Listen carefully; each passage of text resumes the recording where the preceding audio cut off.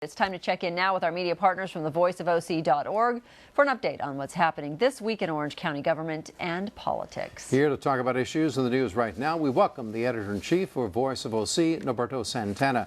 Norberto, we've been talking about the possibility of a CEO for I don't know how long. Now we have one. Fill us in. Hey, Dan, thanks for having me. You're right. We've got finally, after a year of interim leadership, we've got a new CEO. The last two CEO candidates basically blew up over executive pension issues. After that, supervisors basically looked inside the government and found Mike Giancola, a 34-year employee, person who started out as a day laborer or as a laborer in the trash department back in 1986. It's in a sense, a success story of somebody moving up through the ranks of the county government. As always, let's talk a little bit, first of all, about a recent grand jury report discussing the culture of corruption, as they called it, here in Orange County. Expound a little bit more on exactly what that means. Yeah, this grand jury continues to shake up the political environment here in Orange County. They dropped a report earlier this week that basically calls on Orange County supervisors to establish or to study establishing an ethics panel to begin to look into ethical lapses amongst elected officials throughout Orange County. It's touched off a very harsh debate. Certain supervisors, Sean Nelson, the chairman of the Board of Supervisors, has said it's completely unnecessary, criticized the grand jury for going into a territory which he says they're unprepared to go into. Others, like Supervisor Pat Bates, thinks that there's a legitimate critique there in the sense that maybe elected officials can use a little bit more training. And then Supervisor Todd Spitzer took direct aim at District Attorney Tony Rakakis, saying that he had created a tone of tolerance in this county in which there's just been not any kind of real prosecutions of elected officials for official misappropriation of funds or campaign issues or others.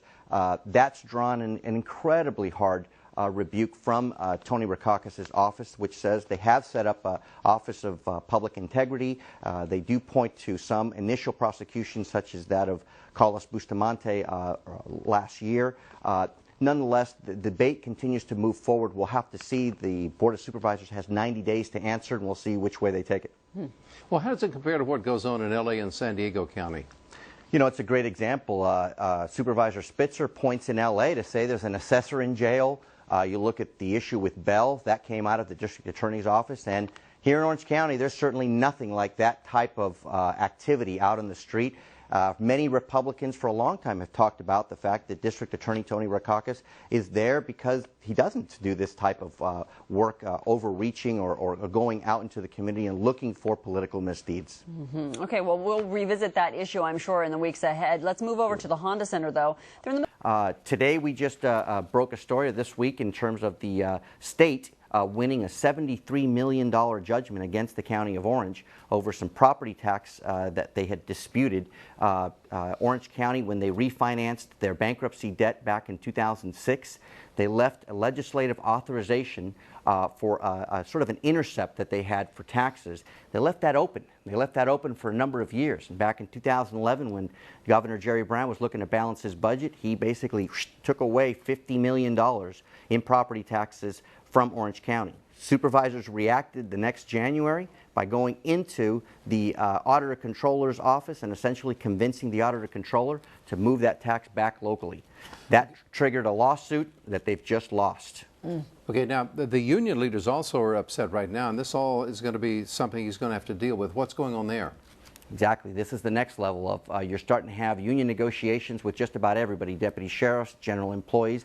This week, the eligibility workers, the people that sign up, people for welfare benefits, showed up to the board protesting the fact that they haven't had a raise in 6 years and they're being asked to pay more for their pensions and benefits. Supervisor Todd Spitzer went out to speak to them.